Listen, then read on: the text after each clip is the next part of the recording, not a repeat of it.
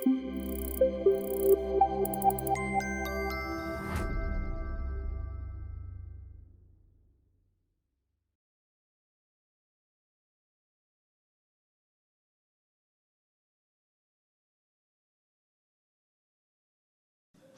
So I've been anxiously watching the clock. We're officially at 3:30, so we'll go ahead and get started. Don't worry, there's plenty of fluff, so if people filter in, that's fine. So welcome to Deep End Diving, getting up to speed on new code bases.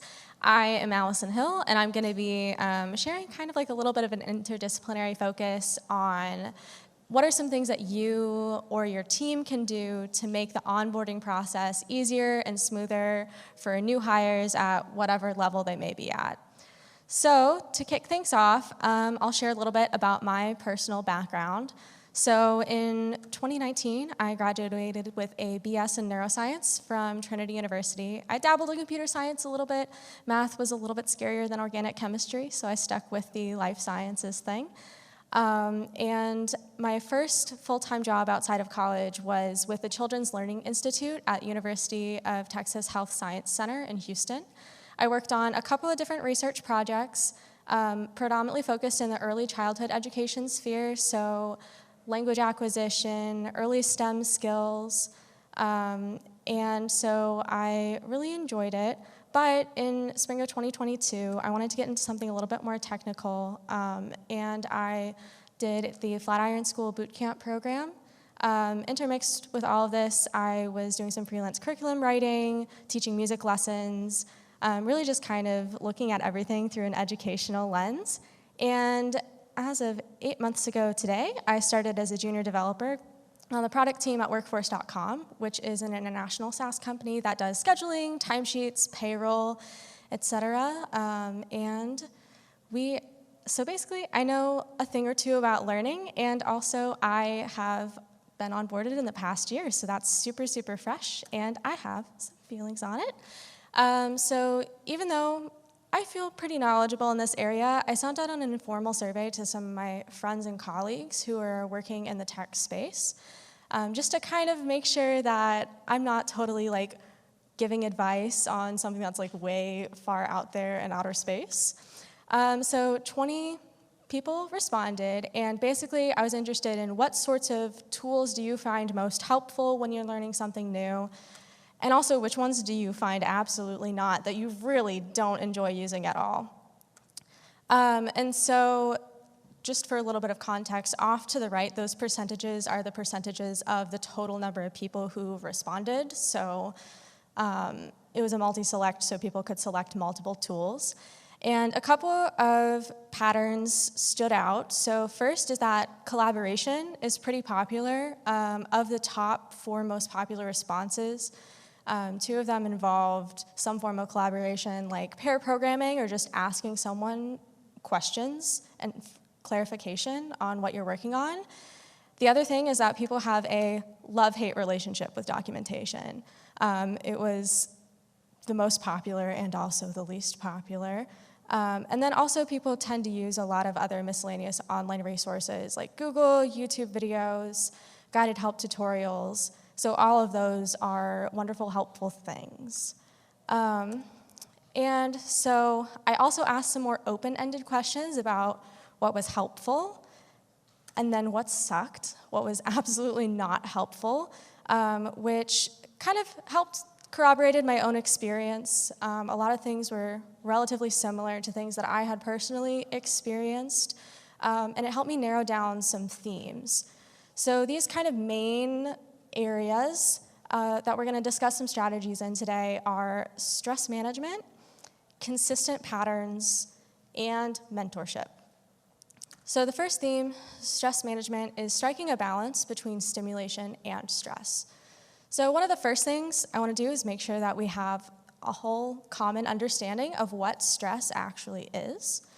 So I feel like a lot of us tend to think of stress as like an emotion or a feeling. Like I'm feeling so stressed, I'm like anxious, I'm worked up, but it's actually a cascade of effects in response to a stressful event. So it's not just in your brain, it's also in your body. And so basically what happens is there's some sort of threat. It can either be physical, like getting eaten by a tiger. Or it can be perceived like giving a presentation in front of a bunch of people that you don't know at a national conference. And so then kind of what happens, there's this real or perceived threat that activates your stress response. So in your brain, that looks like neurotransmitters upregulating, so like making some parts of your brain more active and making other regions of your brain less active through neurons communicating with each other through neurotransmitters. This also kind of results in a release of like different stress hormones. So stress hormones are basically these little molecules that are going around, circulating throughout the bloodstream and communicating with the other regions of your body to kind of get you into that fight or flight response that I'm sure we're all familiar with, like increasing your blood pressure so that there's more blood circulating, increasing the amount of blood sugar in your blood so that your muscles are ready to go, upping your heart rate, slowing down digestion. And the main part that I want to stress with this is that it takes a while after the initial stressful event, even after emotionally you're feeling a little bit more put together, for you to really come down and get back to like your homeostasis, your normal baseline. And stress is not inherently bad. It's evolutionarily advantageous. It can help you kind of direct your attention, especially if it's something that like you need to pay attention to visually, or if you're listening out for particular noises or sounds, but it also interrupts learning and particularly creativity. So stress impairs your ability to retrieve memories and also updating memories kind of once you have them in your working memory space. And it also kind of, stress nudges your brain towards these more rigid habitual learning rather than more cognitive, flexible learning, taking complex pieces of information and putting them together. So I'm sure, if there's like crazy things going on in an emergency situation, it's a lot easier to do mechanical rote things like CPR than it is to do complex calculus problems or create a new programming app. And part of the reason for this is that stress lowers activation in the prefrontal cortex. So that's the part of your brain that's responsible for planning, complex thinking, directing conscious attention. And what this means is you're going to be working harder to kind of direct your attention, but you're not necessarily going to have more to show for it. You're not going to have more productivity or more, less mistakes. So the good news is we're not getting eaten by tigers. So the types of stressors that we're facing in our workplace when we're onboarding are heavily influenced by our perception of the stressful event or environment, like worrying about if we're going to be perceived negatively by team members or if we're doing a good job. Imposter syndrome, all of these sorts of sources of stress are things that can be modulated by our perception of them. And we can minimize some of those cognitive impacts of stress by tackling some of those. So some sources of stress that we're going to do our best to mitigate are imposter syndrome, communication breakdowns, overwhelm, all of those sorts of things. And there are some concrete things that we can do about these. So some critical components of imposter syndrome are having a difficulty recognizing your own achievements as something that's a result of your efforts and not luck or coincidence. So in a workplace environment, what some mitigation strategies that you can do are just define what does success look like. So one of the most helpful metrics of success that I was given by one of my coworkers, who is my wonderful mentor, is that in a more kind of corporate environment and compared to academia, where my background is, success looks like delivering values for customers, delivering things that are useful, that help make their life easier through using our product. My team is also very wonderful about public recognition, so when people ship a new feature or are very helpful in the QA process to provide really solid feedback, they're really wonderful about publicly shouting that out and kind of almost forcing that recognition in a positive way, and then also giving feedback, what people are doing well. Also, managing stress comes in and just setting people up to succeed. So what this looks like is supporting resources like documentation, or if you have any sort of like onboarding videos, mentorship, just setting clear expectations so that people know what is expected of them, what they should be delivering on, so that they can kind of self-regulate a little bit more and feel confident that they're doing what they're supposed to, and ramp up tasks. So not entirely tossing people in the deep end, but kind of having a game plan and a progression of difficulty of the sorts of tasks that new employees are working on.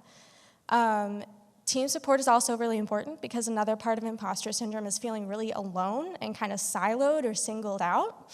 And so if your team is full of diverse perspectives, a lot of different people that come from a lot of different backgrounds, a lot of the ways that we tend to think about diversity, I think, are kind of the demographic tick marks.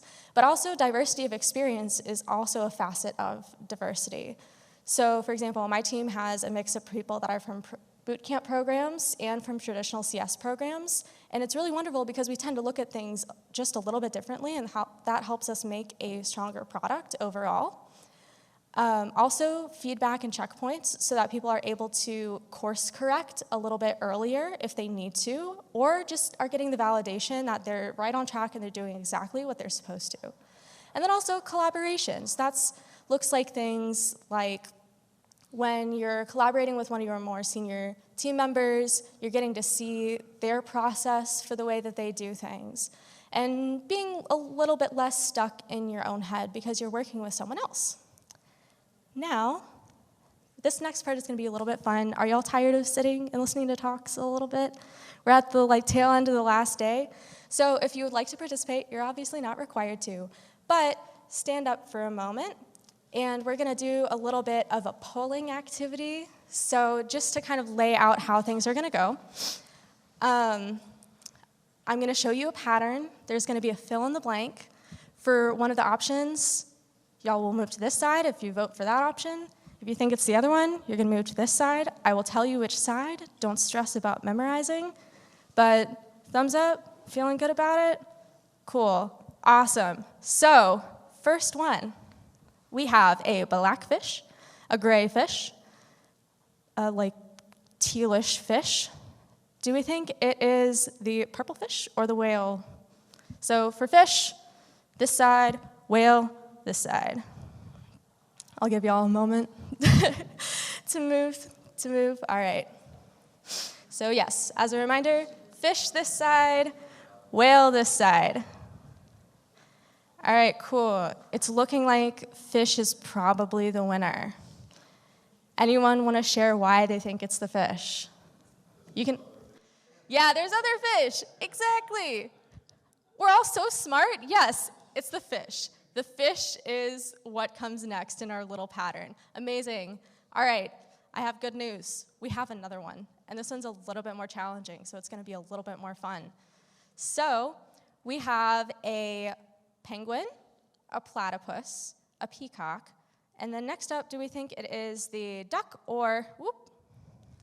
No, okay, cool, so, all right, so we've got a penguin, a platypus, a peacock, team duck, this side, team polar bear, this side.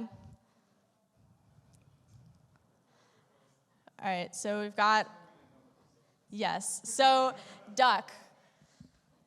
Do we want to, feel free to play devil's advocate if you like. Duck over here, polar bear over here. Oh, okay. All right, so, yes. Okay, so, team duck? Oh, I am so sorry, okay. I am not doing a fantastic job of following good patterns today. All right, so final verdict, team duck, team polar bear. Would someone from team duck like to share why duck? Bills, beaks, all right, solid answer. Team polar bear, yes.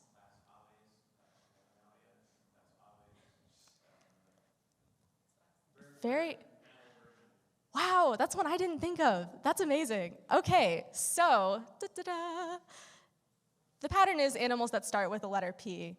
So my nickname for these sorts of patterns that I've been working with lately, especially after this presentation, is polar bear patterns.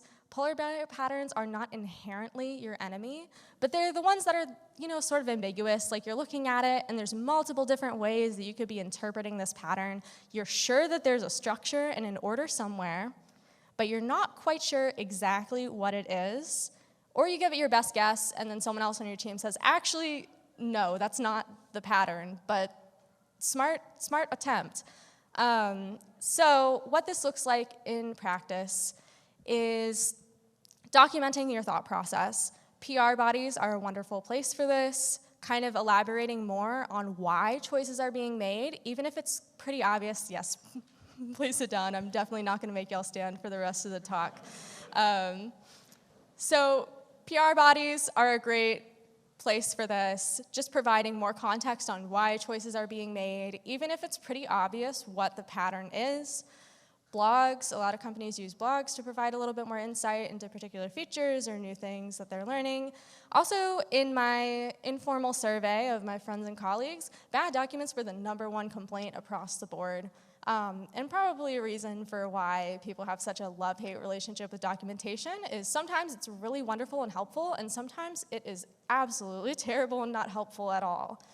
Also, readable patterns are really important, so that's something that we really value as people who are Ruby developers, is making sure that our code is readable, and even if you're not the most advanced dev on the planet, being able to more or less follow what's going on. And sometimes this looks like conscientious use of Rails magic, just because conventions kind of change over time. So just making sure that we're going for something that's readable for our future selves and not just ourselves that are working on it in present.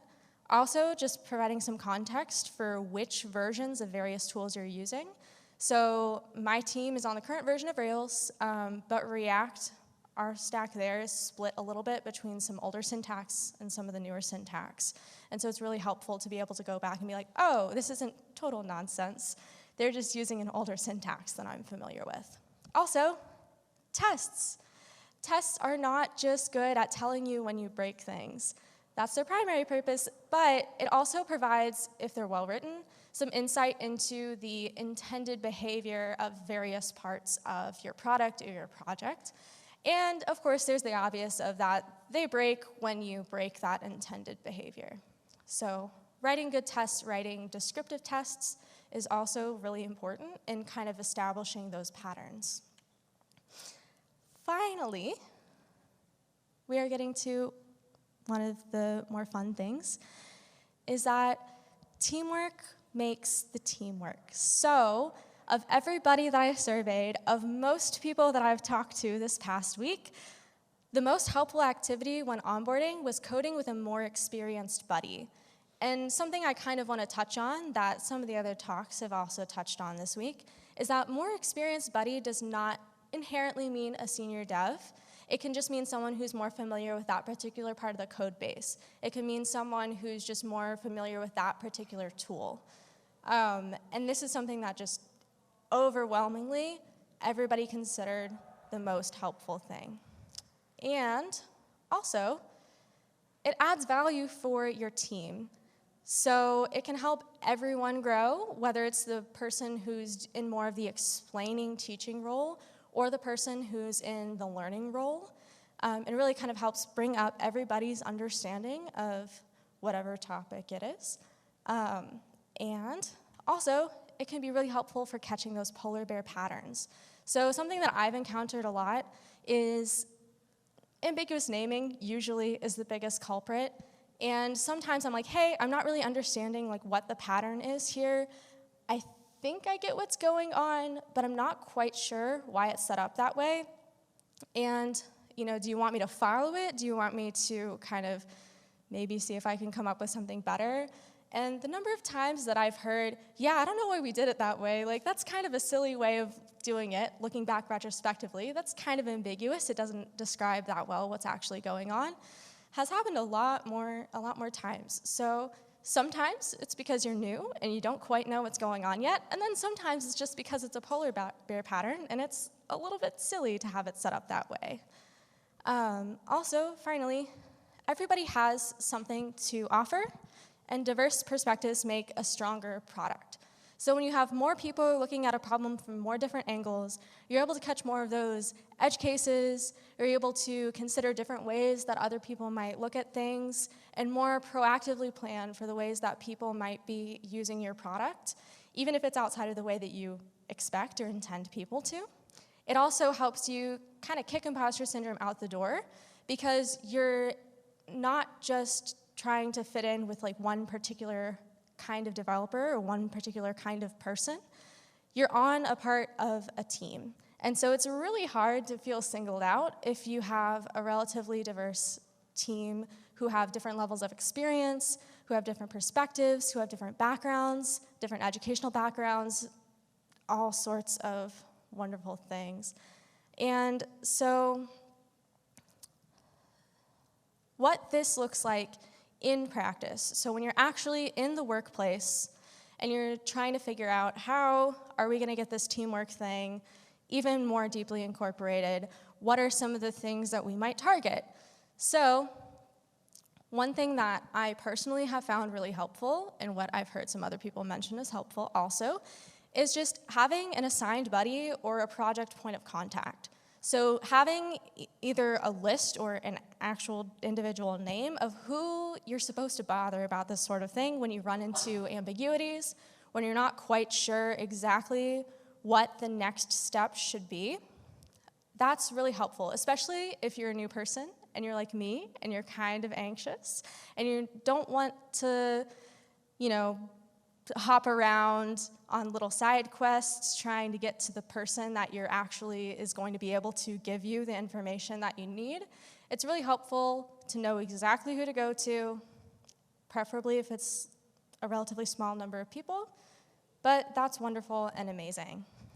Also, semi-regular check-in meetings. So occasionally we end up in the flame dog territory where we're working really hard. We're kind of worried about other people perceiving us as not technically proficient, as lacking in some area, really worried about feeling kind of stupid and looking stupid in front of other people who just hired us.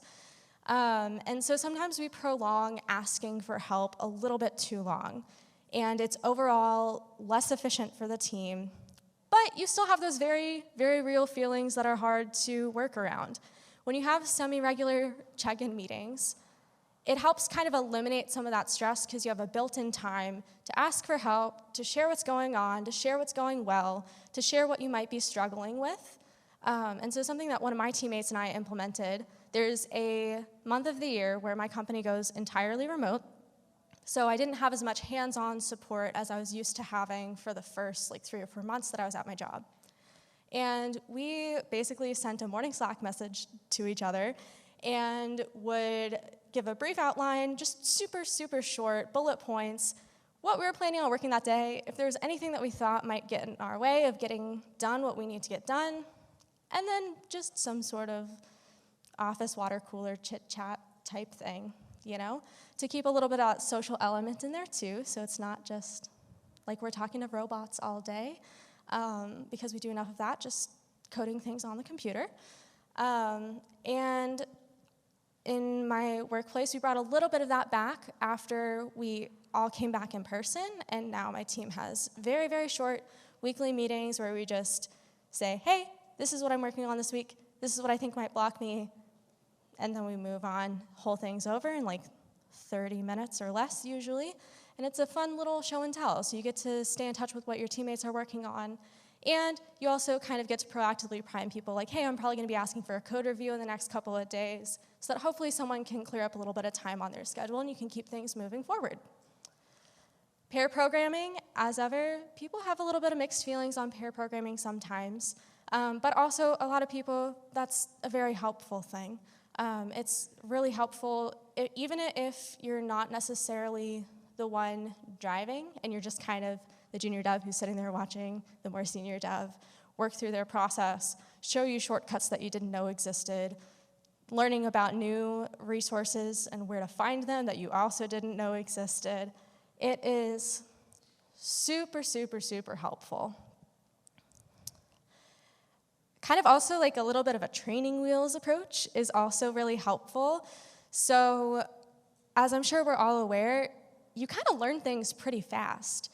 You start out maybe not knowing that much or not feeling super confident, and you're able to ramp up pretty quickly.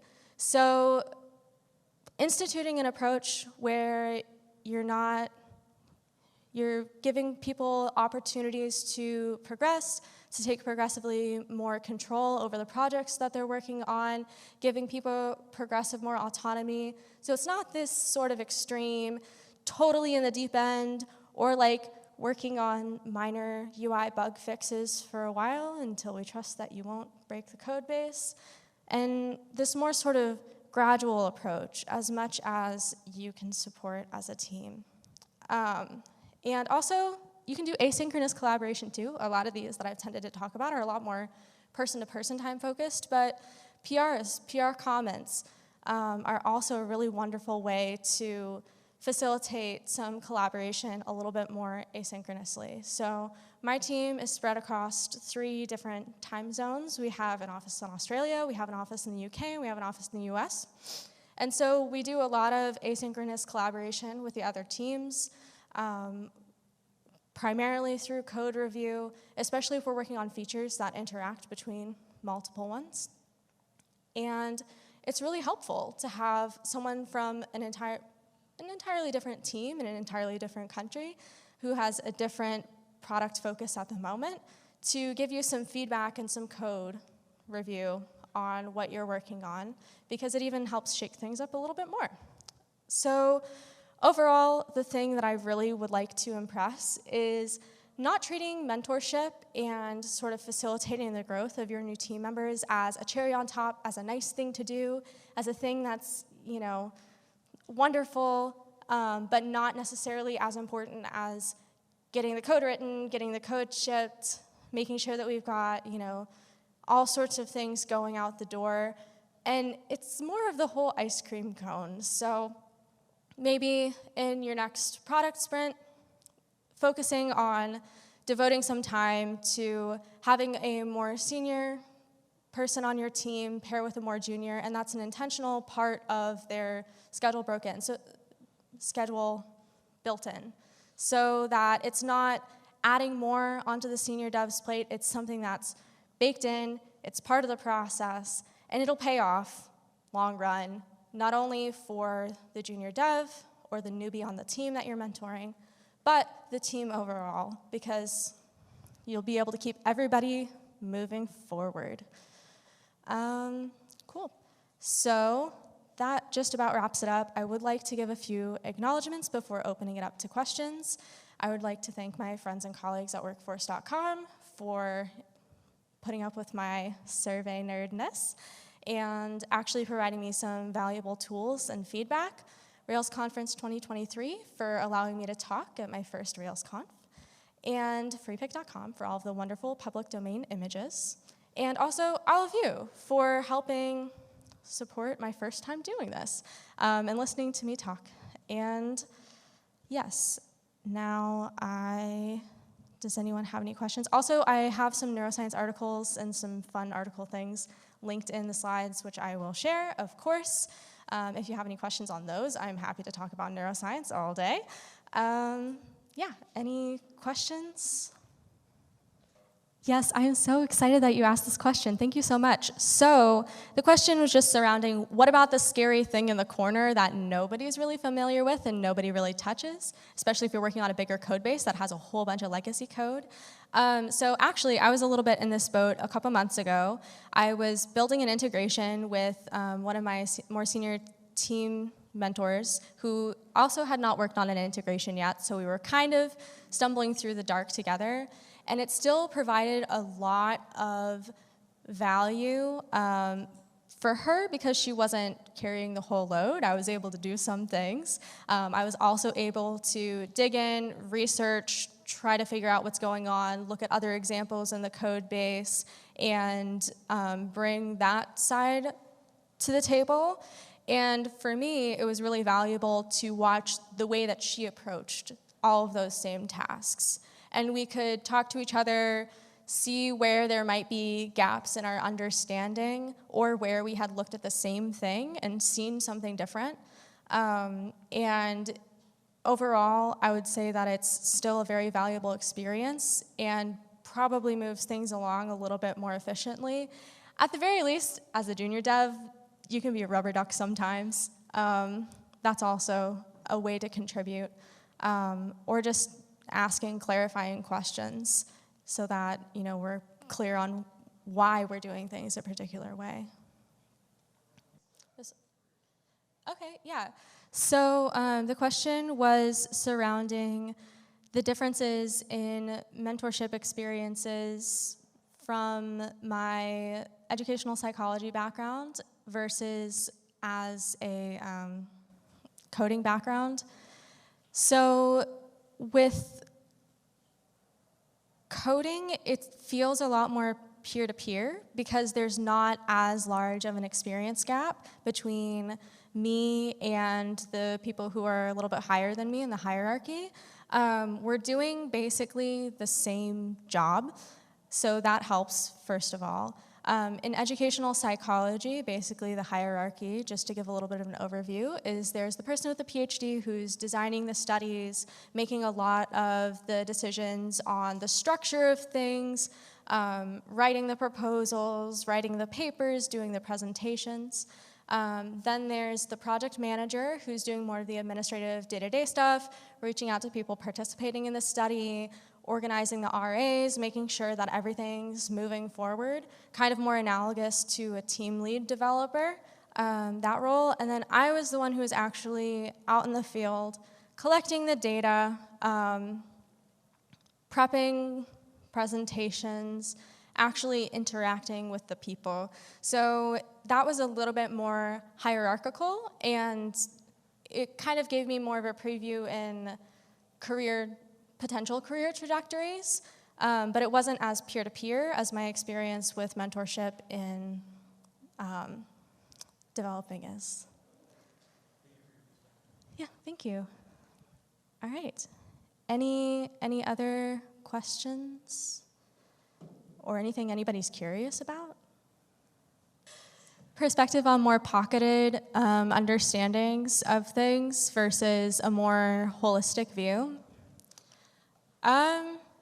So something that complicates that is like working on a larger code base. It's kind of inherent if you've got like a massive Ruby monolith that no one on your team has touched every single piece of. I would say what's been helpful with that is just talking to my team members about what they're working on, or even if I'm not giving them a green light to merge their PR into our master branch, at least looking at them when they come through, kind of noting or making comments where I have questions about why things are this way. And then overall, just being less afraid of asking other people clarifying questions. I've actually learned a lot from talking to our chief strategy officer, who's not a dev himself, but has a fair understanding of the Ruby language. And it put together some pieces of a PR that I had worked on a couple of weeks ago, and I'm like, I wish I had talked to you earlier because this makes so much more sense now. So talking to people is great and really helpful. Everybody ready to wrap it up and check out the keynote speaker? All right, cool. Thank you again so much for your time. I will be sharing the slides. I will be linking in all of the articles, and thank you.